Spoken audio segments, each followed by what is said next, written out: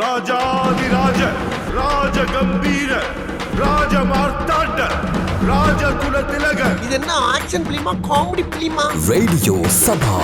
Radio சபா. கிளம்பிட்டாயா கிளம்பிட்டாயா?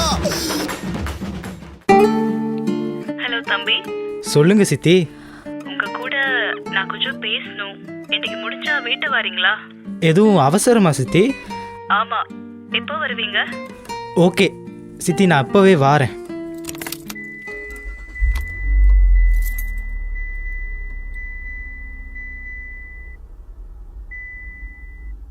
சித்தி வீட்டுக்கு வந்து 4 வருஷம் ஆச்சு.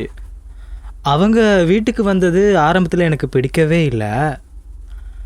அவங்க வீட்டுக்கு வந்ததே ஒரு பெரிய கதை தான். வாங்க மாமா. எப்படி இருக்க திரு? நல்லா இருக்கியா?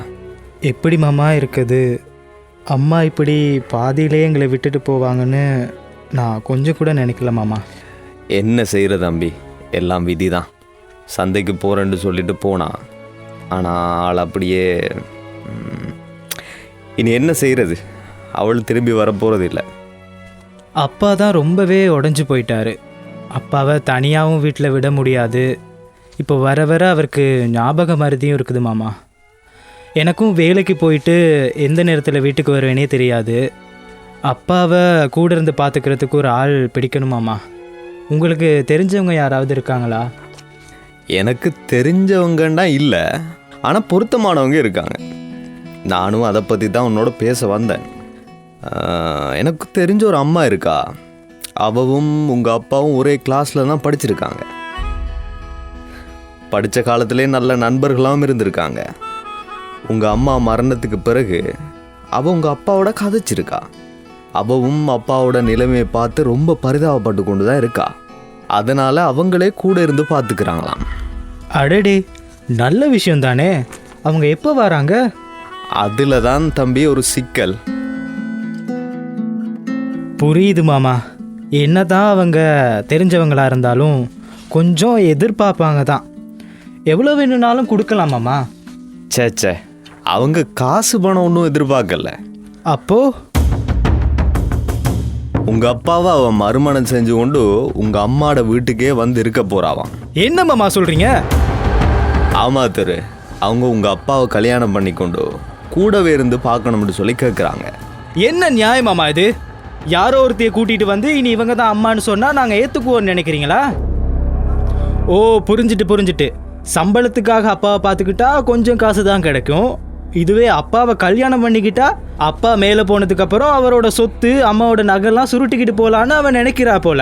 அப்பாவுக்கு நல்ல புத்தி சொல்லாமல் நீங்களும் தொண போறீங்களே. சி.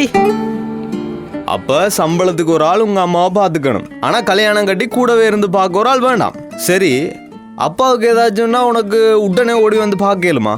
நல்லா யோசிச்சு சொல்லு. நல்லா யோசிச்சு தான் மாமா சொல்கிறேன். இப்போ போயிட்டு இந்த கல்யாணம் அது இதுன்னு பண்ணால் இந்த ஊரில் இருக்கவங்களாம் என்ன சொல்லுவாங்க? ஊர் ஆயிரத்தை பேசும் தம்பி, ஆனால் அப்பாவுக்கு ஏதாண்டா ஊராக்களாக வந்து பார்க்க போகிறாங்க. சரி, அப்பா இதுக்கு என்ன சொல்லுவார்? அவரை பார்த்த அளவுக்கு அவர் கொஞ்சம் விருப்பமாக தான் இருக்காருன்னு நினைக்கிறேன். ஆனால் நீங்கள் எல்லாரும் என்ன சொல்லுவீங்கன்னு தான் அவர் கொஞ்சம் யோசிக்கிறார். இந்த வயசுல கல்யாணம் கட்டி என்ன சுகத்தை அனுபவிக்க போறாங்க? சின்ன பிள்ளை மாதிரி கதைக்காத திரு. கல்யாணம் பண்ணுறது சுகத்துக்காக மட்டும் இல்லை, இது ஒரு துணடாப்பா. நமக்கு ஏதாச்சும் உண்டு, ஆனால் நம்ம கூட யார் இருக்காங்களோ இல்லையோ, ஆனால் வாழ்க்கை துணைண்டு வரவங்க கண்டிப்பாக கடைசி மட்டும் நம்பிக்கையாக நம்மளோட இருப்பாங்கன்ற ஒரு நம்பிக்கையில் தானே நம்ம வாழ்க்கையை கொண்டு போகிறது. உங்களோட வாழ்க்கை உங்களோட எதிர்காலம் யோசிக்கிறத கொஞ்சம் நிப்பாட்டிட்டு உங்களோட அப்பாவை பற்றியும் கொஞ்சம் யோசிங்களேன். சரி, ஏதோ பண்ணுங்க. வாப்பா.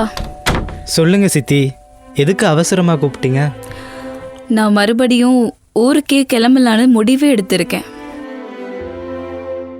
ஏன் சித்தி? அப்பா நம்மளை விட்டு பிரிஞ்சு இப்போ ஒரு கிழமை தான் ஆச்சு. அதுக்குள்ள எதுக்கு? இதுக்கு மேலேயும் நான் இங்க இருந்தா இந்த ஊர் என்ன ரொம்ப தப்பா தான் பேசும். நீங்க கூட இருக்கும்போது அப்பா அவ்வளோ சந்தோஷமா இருந்தாரு. நீங்க இங்கேயே இருக்கிறத தான் அப்பாவோட ஆன்மாவும் விரும்பும். ஆனா நான் இங்க வந்தது உங்க அப்பாவை கூட இருந்து பார்த்துக்கொள்ளதான். அவர் இல்லாத வீட்டில் எனக்கு இனி என்ன வேலை? நான் போறது தான் எல்லாருக்கும் நல்லம். இது எல்லாமே உங்க அப்பாவோட சின்ன வயசு ஆசை. என்ன சொல்றீங்க? நானும் உங்க அப்பாவும் ஒரே ஸ்கூல்ல படிச்சவங்க தான். படிக்கும் காலத்திலேயே அவர் நல்ல கவிதைகளையும் கதைகளையும் எழுதுவாரு.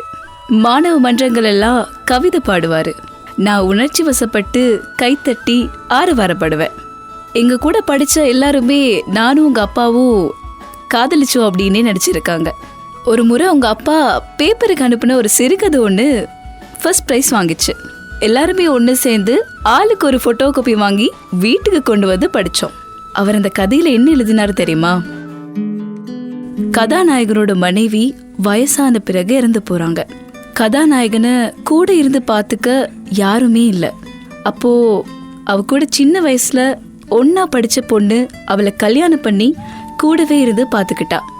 ஒரு நாள் உங்க அப்பா கிளாஸ்ல வச்சு, எனக்கு இந்த மாதிரி நடந்தா நீ என்ன பார்த்துப்பியா அப்படின்னு கேட்டாரு. அப்ப நான் ஒண்ணுமே யோசிக்காம ஒன்று சொல்லிட்டேன். அதுக்கப்புறம் உங்க அம்மா இறந்து போனதுக்கு அப்புறம் அவரை சந்திக்கும் போது அவர் இந்த கேள்வி என்கிட்ட கேட்கறதுக்கு தெம்பு இல்லாம பார்த்துட்டே இருந்தாரு.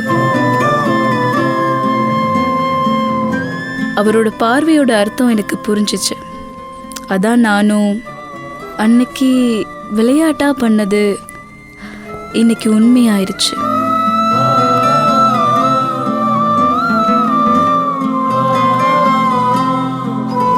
மகன், நான் இன்னைக்கு நைட் என் வீட்டுக்கு போறேன். அப்பா போனதுக்கு அப்புறம் எனக்கு இங்க என்ன வேலை? நீங்க என் கூடவே இருக்கலாமே. எனக்கு இன்னொரு அம்மாவா? நான் எப்பவுமே உன்னை மகனா தான் பார்த்துருக்கேன். ஆனா இப்போ நான் இங்க இருக்கிறது சரியில்லை. நான் அப்படி இருந்தா இந்த ஊர் சொன்ன மாதிரி உங்க பணத்துக்காக தான் நான் இருக்கேன் அப்படின்னு சொல்லுவாங்க. நான் இப்போவே கிளம்புறேன். இன்னும் கொஞ்ச நேரத்தில் பஸ் வந்துடும். சரி, நான் உங்களை பஸ் ஸ்டாண்டில் கொண்டு வந்து விடுறேன். இல்லை தம்பி, இனி நான் தனியாகவே இருக்க பழகிக்கிறேன்.